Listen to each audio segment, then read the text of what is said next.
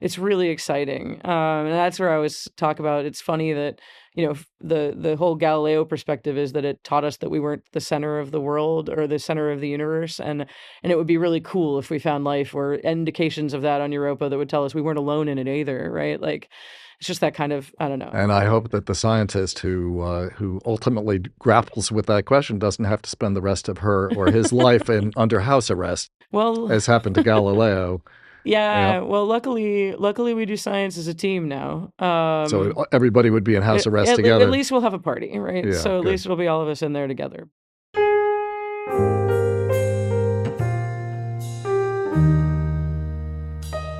Welcome to the Shaping Science podcast, where we talk with experts from science, academia, industry, and beyond to explore the latest in research, education, and innovation for the public good. I'm Nick Dirks. I'm the president and CEO of the New York Academy of Sciences. Today, I'm joined by Dr. Britney Schmidt for a conversation about what we can learn from Earth's harshest environments, what the Thwaites Glacier tells us about rising sea levels, and why Dr. Schmidt believes Europa deserves more attention than Mars. Dr. Britney Schmidt is a planetary scientist, a glaciologist, and astrobiologist whose groundbreaking work, and I should say also ice-breaking work, explores the hidden oceans beneath ice worlds, both on Earth and beyond. She is currently professor at Cornell University and principal investigator of the Planetary Habitability and Technology Lab.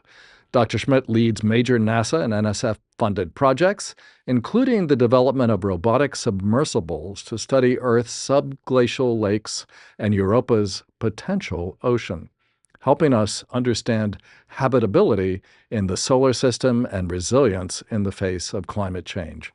Britney, thank you so much for joining us today for Shaping Science.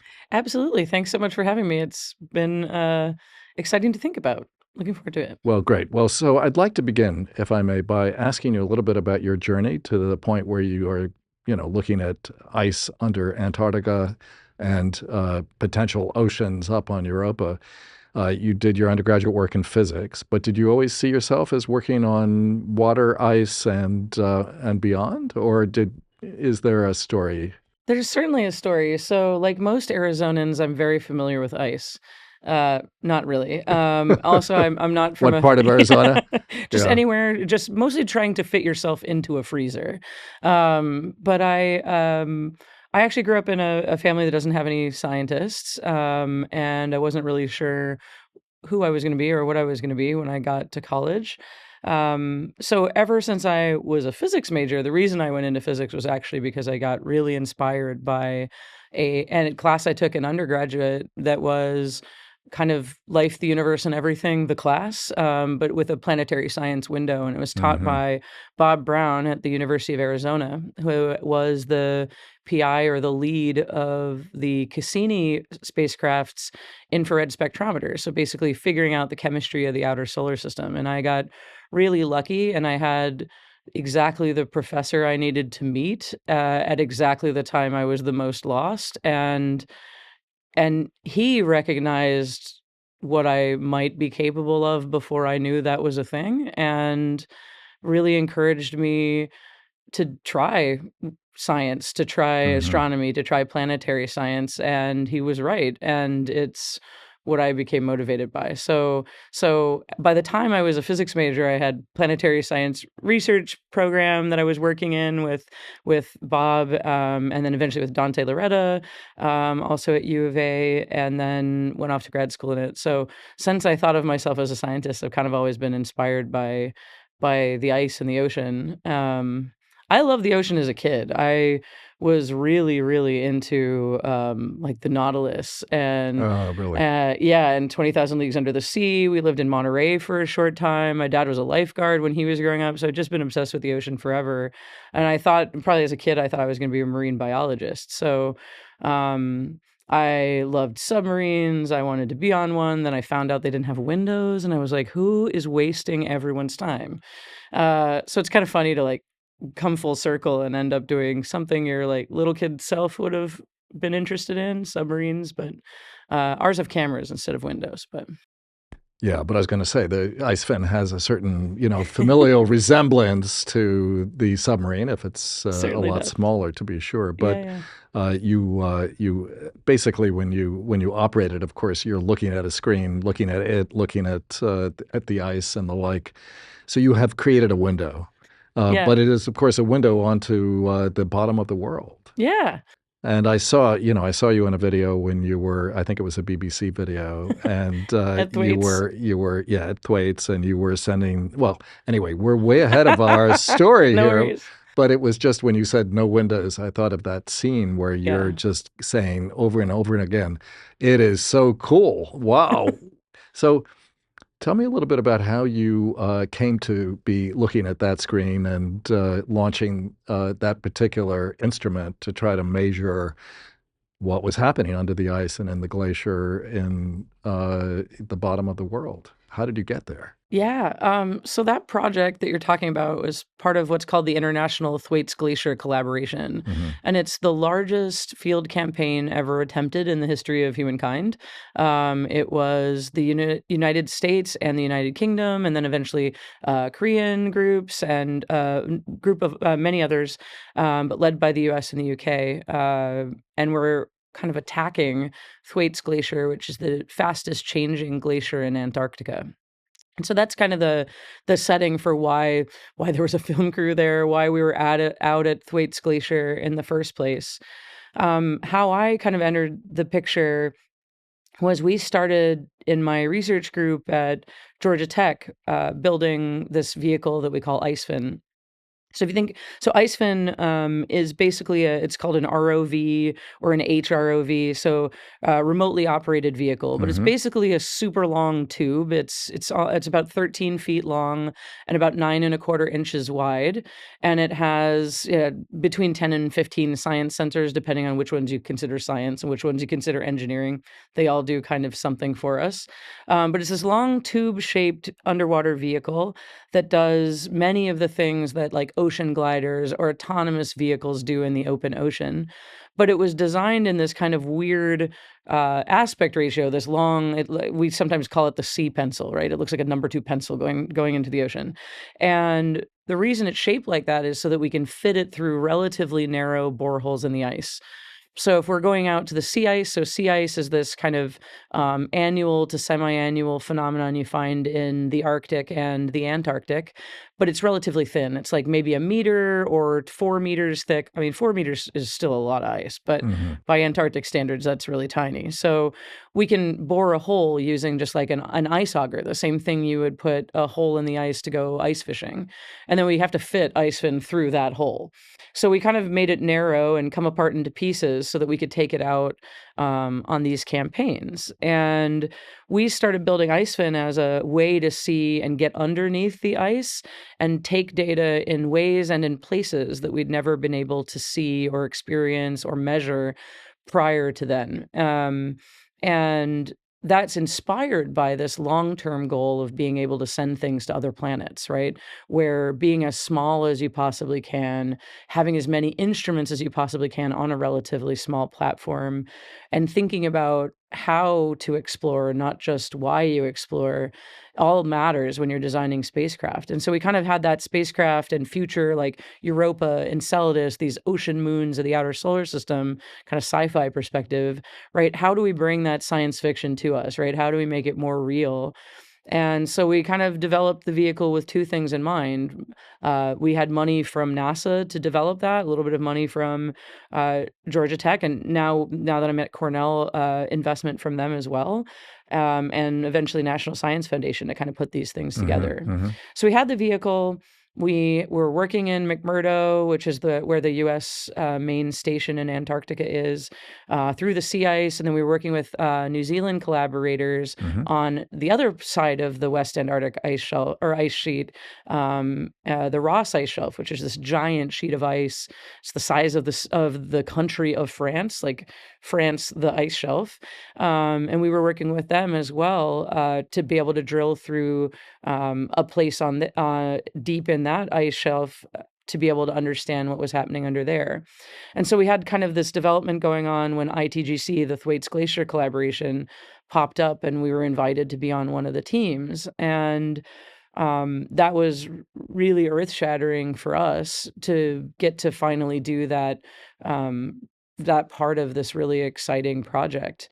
And I mentioned the Ross Ice Shelf stuff and the collaboration we had with New Zealand because that was really how we could get going in the first place, was NASA giving us money to work on Europa in our backyard, basically, the New Zealand program having interest in this other part, a much quieter part of the Antarctic system, but something you really need to understand in order to compare to these places that are changing super fast. And so we went out on the Thwaites Glacier project, and at that time, we had one ice fin out on the edge of the Ross Ice Shelf at its grounding line, and then we had the other ice fin. So me and a couple of our team members, we were on the Thwaites project at the same time as my lead engineer Matt and PhD student Justin and Ben and Peter.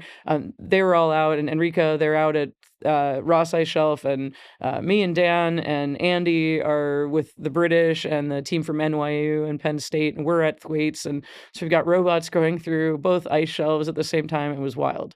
So let me back up just a little bit, because when you designed the ICEFIN, you said there had been no such instrument that had been developed to actually measure or even take a look at the underbelly, as it were, of the ice shelf. Yeah. Is that correct? I mean, were there earlier ways in which, two things. One is there was some visual imagery possible, and secondly, what kind of measurements were there of ice melting in Antarctica and in Thwaites in particular, or Antarctica more generally, before the work that you did? Yeah, for sure. So there's work to get under the ice for 50 years. People started drilling through the ice shelves, actually through the Ross Ice Shelf for the first time in mid 60s. But with kind of like they'd basically put a hole through the ice shelf and then put down, maybe it would have a camera, but it would usually have like what we call a CTD, a conductivity, temperature, and depth instrument. So you get a profile of the salinity and the temperature of the water column as a function of depth. And it tells you where the ocean water came from and what's going on. So melting, right, a place where there's both ocean water and melting ice shelf, you'd see a fresher signal, and then you'd see saltier, colder or warmer water with depth, depending on where you were. So people had been doing that for a while. The US kind of started a lot of that, but the British also have done a ton. They're kind of the world leader in hot water drills. So they developed the platforms that kind of, or continue to develop, I think, developed to the point that they're really, really useful. So they're basically a fire hose that allows you to put hot water in a pointed direction towards ice, and then it melts through. So instead of mechanically boring through kilometers of ice, you can instead use these hot water drills. And so they had been putting in moorings on ice shelves. And a mooring is basically a stationary package measuring maybe the distance to the ice, and it's measuring the temperature of the water column wherever those instruments are, or the salinity. So you can kind of instrument these moorings. So it's a standard thing we do in the open ocean, and then through the ice shelf, a few of those had been done. And there were underwater vehicles that had been sent under ice shelves, the AUVs, but they have to come from the front of the ice shelf. So we're talking about, in the case of Thwaites Glacier, it's, depending on where you go, it's at least 20 to 30 kilometers to where the grounding line is. And the grounding line is the place where the ice kind of first enters the ocean. It slides off the continent, hits the ocean, and goes afloat. And that's where this first stage of melting happens. It's also the deepest part of the glacier, and it's the place that's the most susceptible to changing the rate at which the ice is moving. So as you thin the glacier and you move the grounding line back, you're exposing more ice, which allows it to move faster, and you're changing the flux of ice into the ocean. So these grounding lines are the place where basically the action all starts for losing ice in the Arctic and the Antarctic. And we could never make any measurements there because we could never put an instrument package there. So we could put moorings through the ice shelves, get kind of close, but for the Ross ice shelf, that's the size of France I mentioned, right? It's like 1,000 kilometers long. So no AUV is getting to that place. Even for Thwaites, the longest under ice run, I think at the time, was maybe 10 kilometers. Now it's slightly longer, but those vehicles, because of the nature of how you have to be autonomous, they have to stay away from the ice because it's hard to measure. It's extremely non-unique. It scatters weird. We lose vehicles because of this stuff. So the vehicles stay at the bottom of the ocean, like really close to the seafloor, where they can kind of hope to understand the topography as it's changing, and then they turn around and leave. They can't get up to the ice. So we need measurements of melting, which requires you to be on top of the ice or up against the bottom of the ice to do it. We had no way to do that, even with moorings.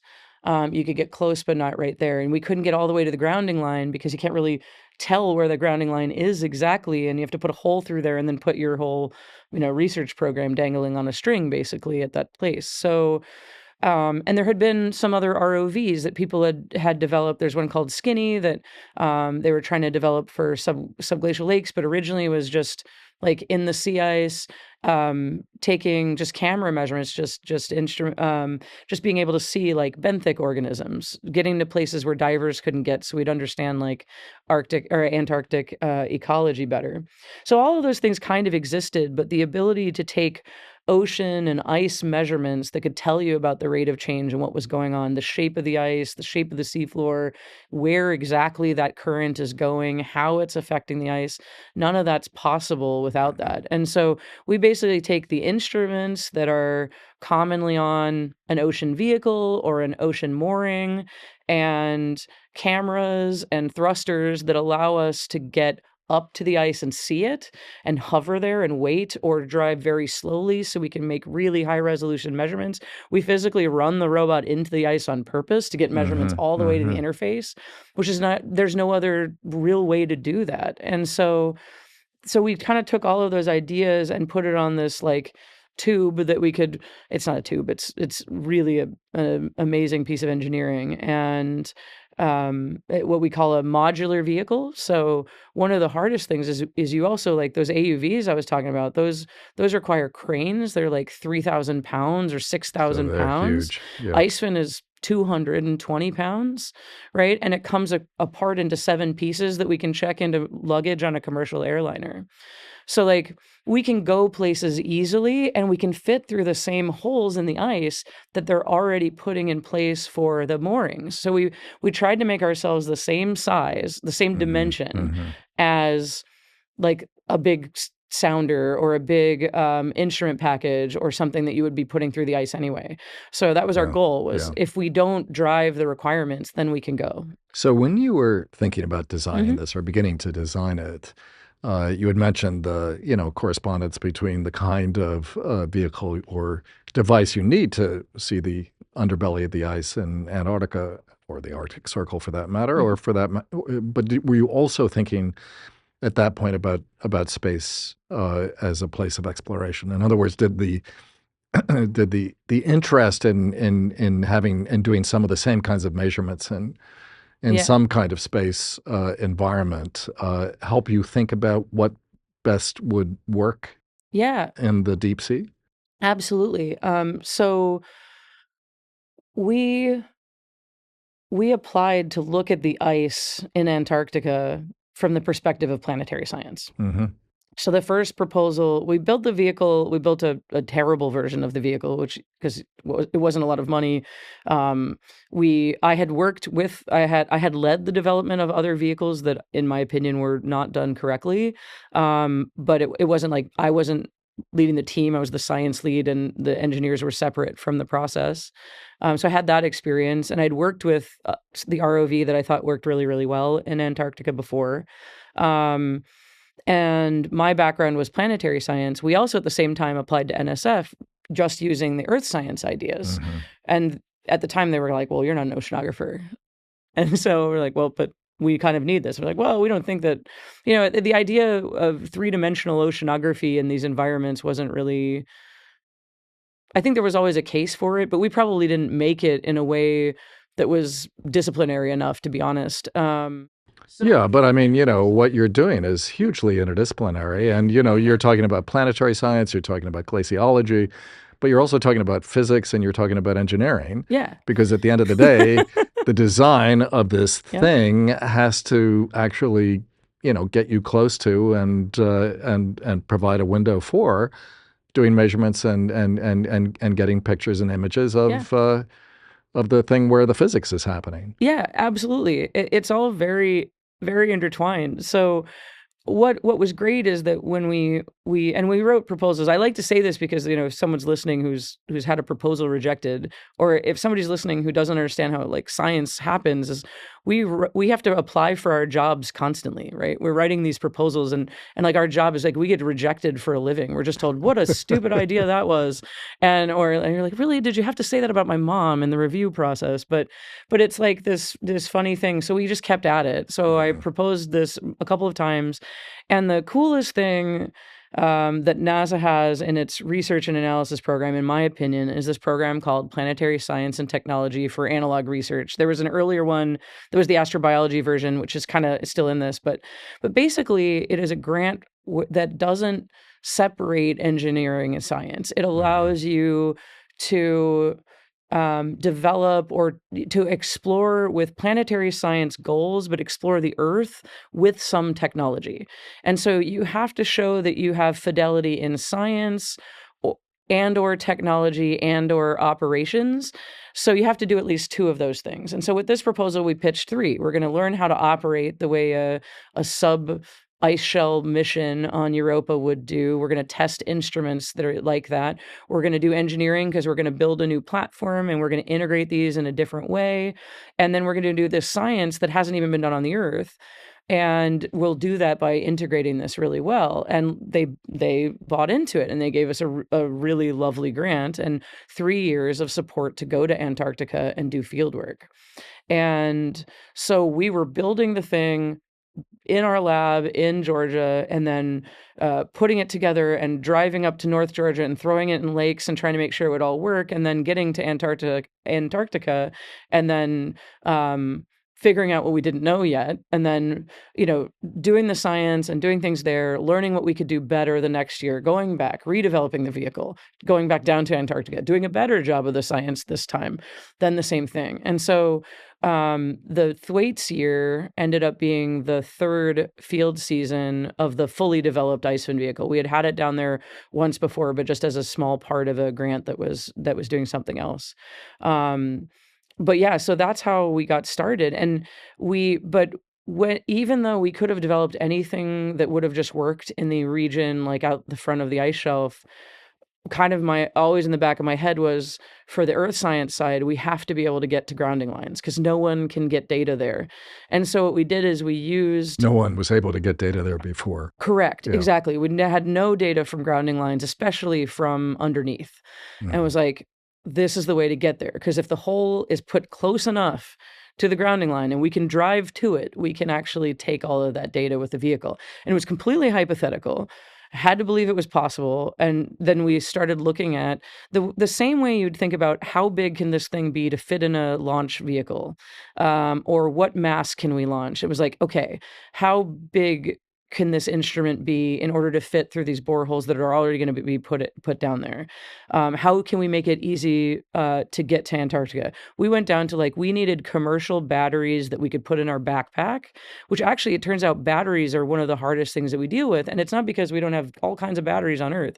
It's because you can't take them in a plane, and everywhere we go, we're going on a plane. So it's things like that, those aren't exactly space developments, but they are thinking about how to do earth science the same way a space scientist would think about it.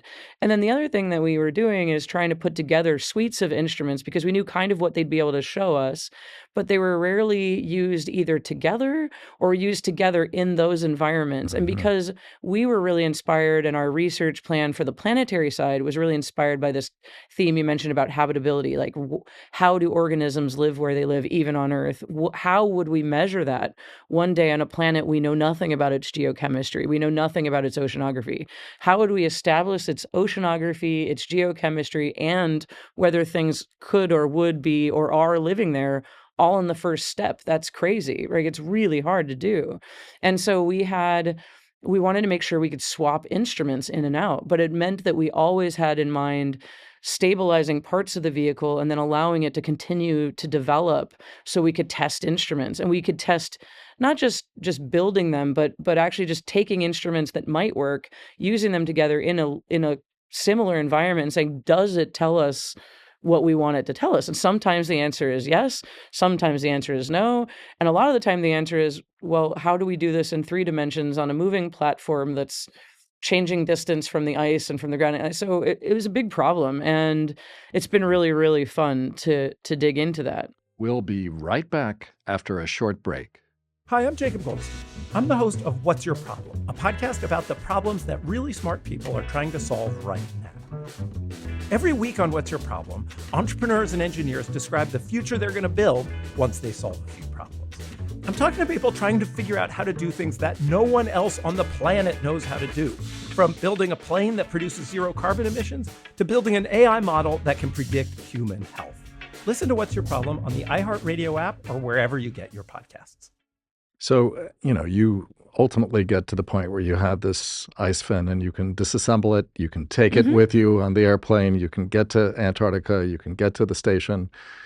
And what do you begin to see? What kinds of things appear? And I mean by that both, living organisms, anemones, and the kinds of things you were exclaiming about when I watched you on the BBC video, but also, what do you begin to learn about effectively the melting of these major glaciers?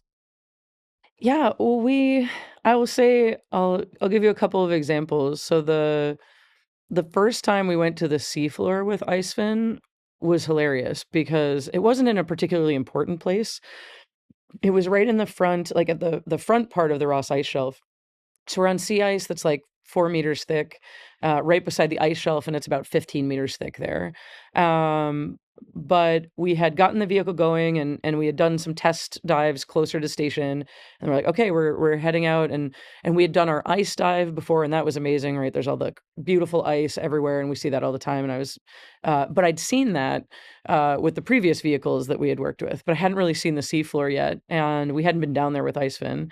And so we go down, it's like 530 meters outside of this ice shelf, and we get down to the bottom, and you're seeing like, despite ice and everything else, there's actually quite complex stuff. There's sponges and there's anemones and things all over the seafloor. And then rising from the seafloor all of a sudden are all of these, what looks like crazy ferns that have come to life and animated, and it is hilarious. They're called crinoids.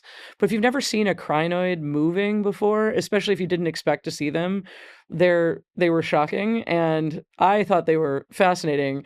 The person driving the vehicle was minorly terrified and was like, okay, this isn't me, there's the robot. And then there are these eyeless, earless organisms that are nonetheless sensitive to both light and sound. And so we come down to the seafloor with our vehicle with its thrusters going, with its lights gone, and its sonar.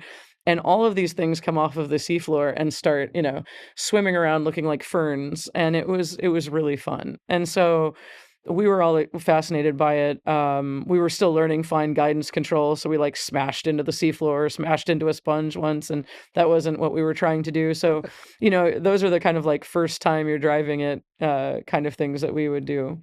The time that you mentioned, so on this, so the BBC did a, has the Frozen Planet series, and they did an entire episode on ITGC, on the Thwaites Glacier program. And so there had been a reporter, like a news reporter, and a photographer, and then a videographer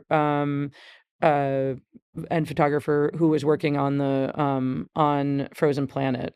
And they were out at our camp for a while, and then they actually had to leave before we did the science part. And so Dan, our engineer, Dan Ditchek, had set up some cameras for them, so we could capture video for them of what it was going to be like for us. And that video is us. There's 2 of them. There's one where we get to the grounding line and we're just talking about, oh my gosh, it's the grounding line. So that's this place that no one's ever seen before.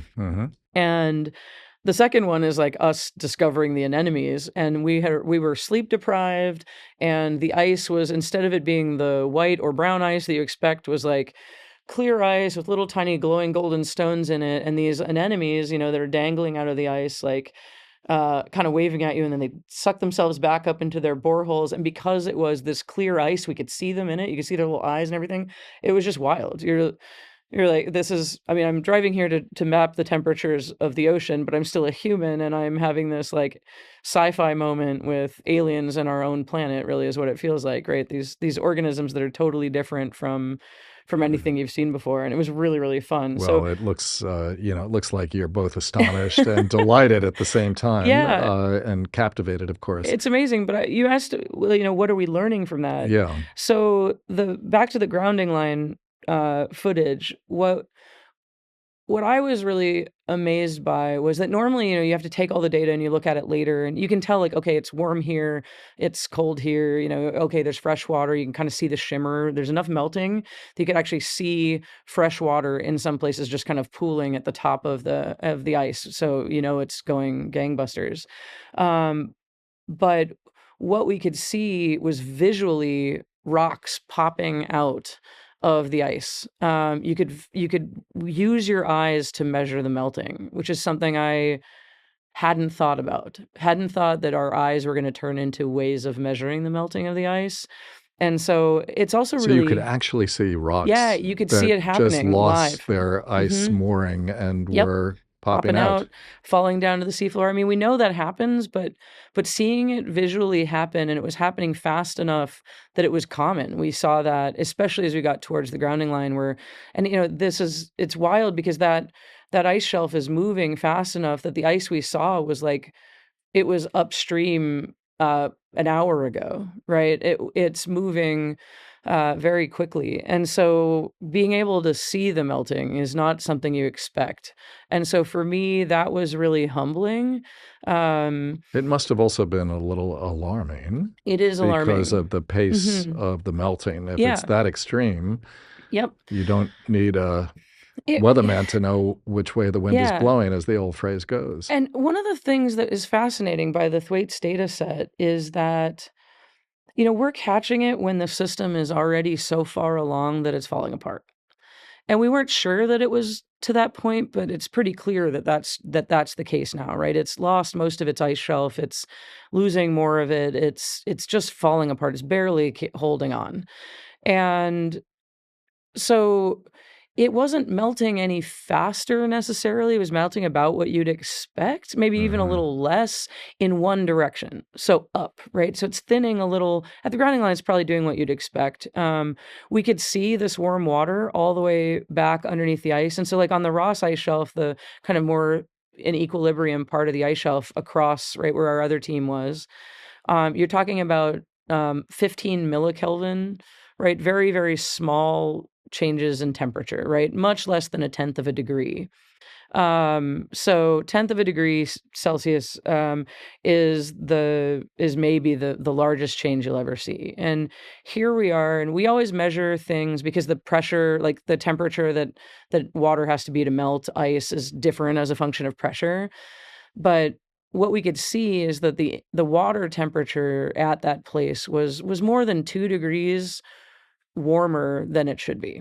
It was what we expected, but we could actually then directly measure it, right? We expected it would be really warm water back there, and we could really see that. What we didn't expect is what we saw up at the interface, which is that it was much more complex than we could have expected. And the reason for it is, it makes sense, is that as that ice melts, the fresh water is buoyant, and so it sits up against the base of the ice shelf. What that does is, if the ice shelf's relatively flat, which it was where we were exploring, it means that it actually makes it melt a little less than you would think.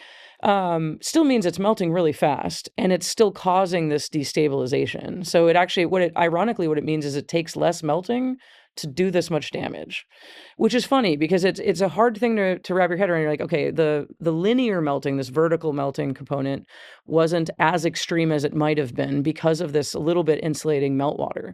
That's not true in other parts of the ice shelf, not true of other parts of the coast. This is for this area where the ice shelf's relatively flat. But what we learned by having a mobile platform is we learned exactly what was going on at the grounding line for the first time. We could see the change in the base of the ice from the super ridgy, irregular shape to very, very flat and very organized. And it was organized in these like staircases that we call terraces. I always tell people it's like MC Escher drew the bottom of the ice shelf. And so these staircases kind of going everywhere. Those staircases really matter. And what was more important is that we accidentally came all the way up into a crevasse. So we were doing these kind of up and downs to try to measure the bottom of the water and the ice shelf, ice-ocean interface all the way down to the bottom of the water. It's pretty common for vehicles to do that so you can measure the whole water column.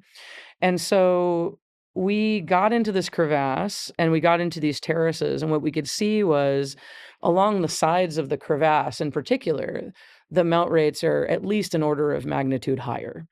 So they were much faster than we would have expected. And so this part is melting about what's expected, maybe a little slower. So it's thinning a little slower right where we were measuring than we thought it might be. But in the crevasses, so these are already the weak places in the glacier, right? So these crevasses that happen at the bottom, they happen because the glacier is sliding off and then it starts to crack when it hits the ocean. And there it's melting faster than you had expected. Yeah, and so what that's doing is it's taking the place that's already the weakest place in the glacier and it's making it wider. So it's like taking gaps in a railroad and making them bigger, right? Something's going to fall through. So, I understand that, it's not all melting at the same rate and across all the ice, that temperature is not only variable, but there's a physics to the way in which melting works and so on. But as you're looking at this whole picture and developing a sense, really for the first time, of the different parameters of the complex system that is both the ice shelf and its melting process, you are ultimately concluding that melting is happening faster than you would have expected on the basis of some kind of more macro measurement of temperature? No, or not. It's actually because we could physically measure melt rates, the temperature all the way to the wall of these crevasses, which is a measurement we would never have been able to make without something like that. What matters is what it's showing us is that the melting really matters because it kicks this whole thing off, right? It changes how fast the ice is flowing, but how fast the ice is flowing also changes how fast it's cracking. And then it changes the stress. So it's making the cracks possible. And then the ocean's getting in there and messing them up. So it's making the cracks worse. And that is this feedback that we never saw before. And it's because we got physically up inside of the crack. And if you look at Thwaites from the top now, you can see that that's what's happening, is that it's not just the thinning of the ice shelf, but it's the fact that there's this feedback between the breaking of the ice shelf and the melting of those broken places that makes it even more unstable than the broken parts already would have been. And that you can see if you go back and look at the radar data over these ice shelves in the past, you can see it happening. We just didn't have any data inside the crevasses of the ocean temperature and what was happening to really understand it. Because you're getting these, you're getting a time slice. You're getting the position at one point in time, and you look some decades later and you see that it's changed.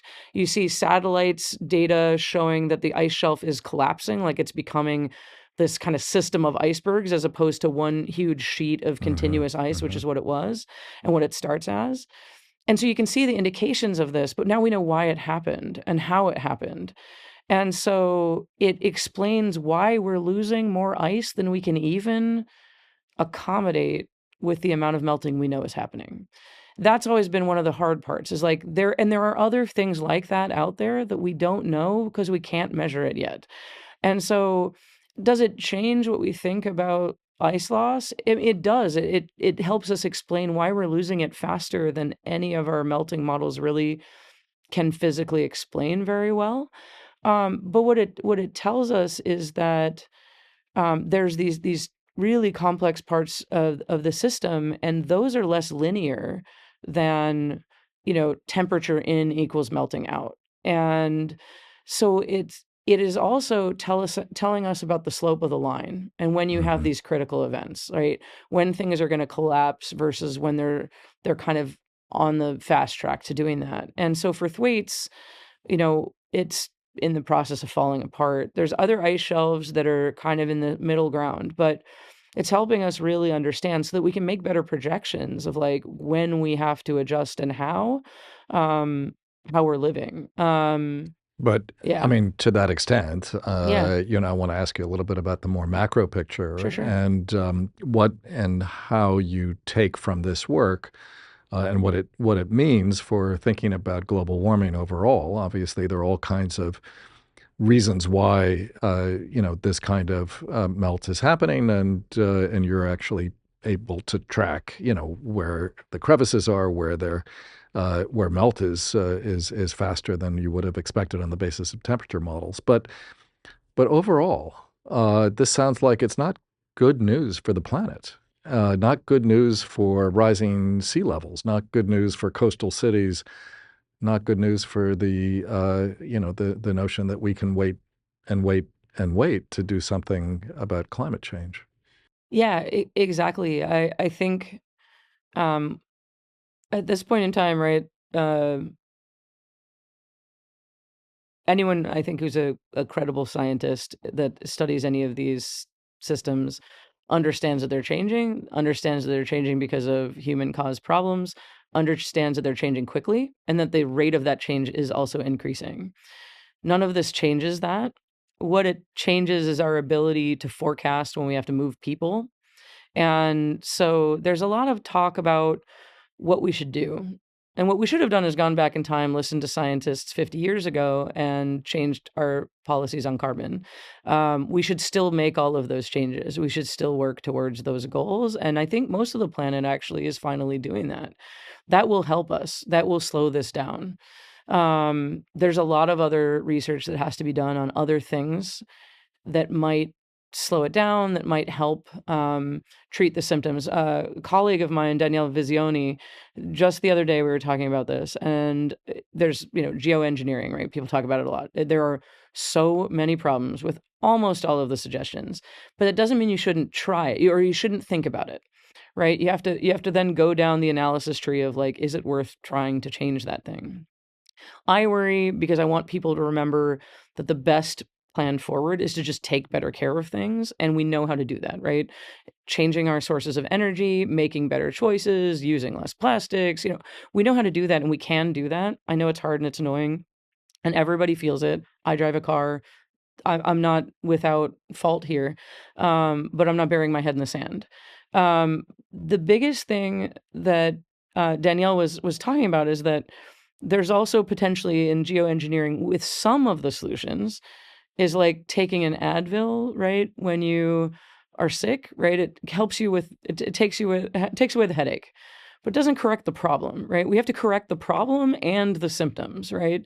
And so we have to remember both of those things, right? The correcting the problem is like the long-term infection. So I was also Toby Alt, we were talking about the three of us, right? So we have to correct the infection, right? You've got this virus, you've got this bacterial infection, whatever, right? That requires a long-term medication strategy, right? That's reducing our carbon, reducing how, making choices about how to move people out of the systems that are the most affected.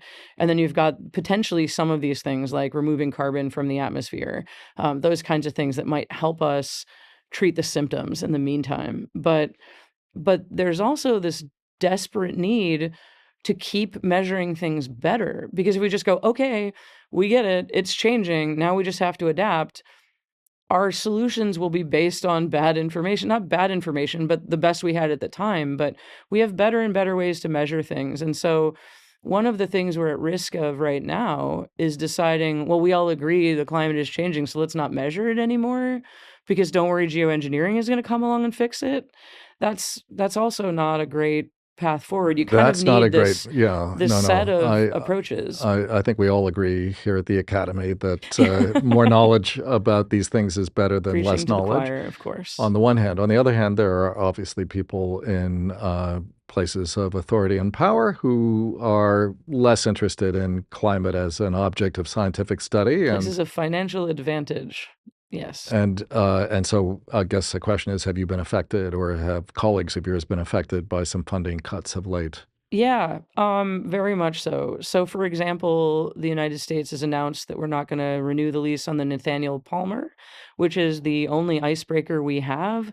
It's a lease because we've needed for 20 years to build our next icebreaker and haven't put that infrastructure investment in place. So it's not necessarily new to this administration, at least they're not investing. What's new here is the complete destruction of the programs that make any of this possible. So the Palmer is a very good example, but there are others like cutting funding for postdocs. So people who just got their PhD, who don't yet have a permanent job at a lab or a research university or something, cutting funding for those scientists to be able to participate in doing science, cutting the graduate fellowship. Yeah, so no. This is, of course, one of the things we're most concerned attacking about students, here. Like the pipeline of scientists who are going to continue to do this work. But I would say the other thing that's really affecting people, and it's affecting people at NASA as well. NASA has a huge earth science part. They've basically announced to shut down all of these NASA climate and just Earth observing satellites that provide all kinds of services, not just to the United States, but to other countries. We've led in this since the satellite era, right? They just want us to turn them off. So you're just wasting investments we've already made. If we want to relaunch them later, we have to rebuild those things and rehire the people you fired. It's crazy. And so many of my colleagues have been affected. But the nice thing is that we're actually, there are a bunch of people putting together work. We did what was it? 100 hours of climate related science. So we did a 100-hour Zoom that was amazing. The weather and climate live stream. So it was just scientists coming up and talking about their stuff live online for 100 straight hours this summer to try to save basically weather forecasting. We're doing a day of action organized by the Planetary Society, but with many partners. I think we're at 16 partner organizations, going to DC on October 6th to talk to every congressional office about the value of NASA and NSF and science in the country, and its economic value as well as its personal and intrinsic value to us as humans. I think it's an important time. So at least there's some rallying. We've all been affected in different ways. And all of those grants, have really changed. But I'm optimistic that we can do something about it. Well, I like to end with optimism because obviously the more we can be optimistic, the more we can actually find ways to continue to do the kind of work that you've been doing. And I think it's clear to science and scientists that at the very least, if we can measure something, we should measure it. We should look at what the impact is, and we should try to understand the dynamics that produce what will be potentially, whether we like to admit it or not, devastating changes in the nature of the planet on which we live. I know we're almost out of time, but I want to ask you one thing about Sure. the Planetary. Yeah. And you have an interest in Europa. So in just the last couple of minutes, could you tell us a little bit about ICEFIN and this moon of Jupiter that some people think at least has something like habitability, if in a liquid ocean-like environment? Yeah. So Europa is the one that started all of this, at least for me. And I think honestly, it started, I don't know, from a human perspective, it started a lot of the way we think about things. And so I always tell the story of, so Galileo, right, discovers the moon's orbiting Jupiter, and it was the discovery. So he built the first telescope, arguably, points it at the Jupiter system and notices that there's 4 little twinkling points of light that are going around Jupiter. And no one could explain why those things would be there with the knowledge at the time, which was that the Earth was the center of not only the solar system, but also the universe. And basically, Galileo showed that this wasn't the case, that there are things orbiting Jupiter and then help build the case that our observations of other planets also with this telescope would be better explained if we place the Earth, where it actually is, right? Third rock from the sun. And so that starts like 400 years ago. And now we're sending this mission called Europa Clipper out to the Jupiter system, launched last year. And that spacecraft is going to go and explore this place and answer some of these fundamental questions. So Europa is really special because it is the innermost icy moon of Jupiter. And it's in this place where because it's stuck between Io and Ganymede, and it's very close to Jupiter, there's a huge amount of tidal energy that's constantly being put into the planet. So the same thing that's, changing the tides on the Earth, right? And changing the shape of the Earth and the moon system. It's extreme on Europa. And so what it's doing is it's flexing this planet. It's about the size of our moon. And on the outside has this ice shell and ocean that's about 140 kilometers or so thick. So we think the ice shell is somewhere between 10 and maybe 30 or 40 kilometers thick. And then the ocean's maybe another 100 below that. But what it's doing is it's flexing that planet and it's heating it up and it's keeping it active over much longer, right? Our moon stopped being geologically active like 3.9 billion years ago, or maybe 3.5 billion years ago, right? Mars has been geologically dead for 3 billion years. Europa during that whole time, like the Earth, has had some source of energy keeping it going. And so we're really excited about it because it's a ice shell and a saltwater ocean, and it's sitting over the seafloor that was certainly active at one point in time with hydrothermal vents. Maybe it's still going on today with all this tidal energy, but there are these questions we really have to answer. And so while we're using ICEFIN here to study our climate and to teach us how to explore, I always tell people, like, we were driving cars on the Earth for 100 years before we sent one to Mars. That's kind of our goal for things like ICEFIN, is to, like, ICEFIN's not going to go to Europa, but its great grand robots might go, right? Is to get through this ice shell, get into a water pocket in the ice shell, or get into the ocean and tell us what's there, right? How does the ocean work? What's going on down there? And do we see evidence for life? And Europa Clipper is kind of the first real step in that direction. So we'll get to Jupiter and into Europa orbit by 2030. And then we'll get to orbit there for many years and collect data with radar, trying to see through the ice shell. That's the instrument that I work on, trying to not just see through the ice shell, but map inside the ice and see, are there water pockets? How can we tell about how its ice shell works? The same things that we used in Antarctica to study the history of the climate here, how thick the ice is, things like that. We have cameras, we have a mass spectrometer. So if there's plumes of ocean water being shot off the surface, we'll be able to tell its chemistry. Not really necessarily if there are cells or bugs or something in there, but we'll be able to tell the components of that, similar to what we've done at Enceladus, but in even higher resolution. And then the temperature of the surface, the composition of the surface, how it's interacting with Jupiter's environment, its gravity structure. So we're going to know so much more about Europa in a couple of years. And how long does the Europa Clipper take to reach its So it gets there in destination? 2030, just a short 6-year Just a cruise. few years And then, away. but it takes about 2 years to get to the primary Europa science phase.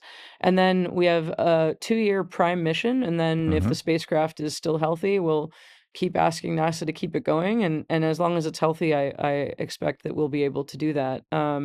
It's really exciting. And that's where I always talk about, it's funny that, the whole Galileo perspective is that it taught us that we weren't the center of the world or the center of the universe. And it would be really cool if we found life or indications of that on Europa that would tell us we weren't alone in it either, right? Like, it's just that kind of, I don't know. And I like hope that the poetic scientist justice. who ultimately grapples with that question doesn't have to spend the rest of her or his life under house arrest, Well, as happened to Galileo.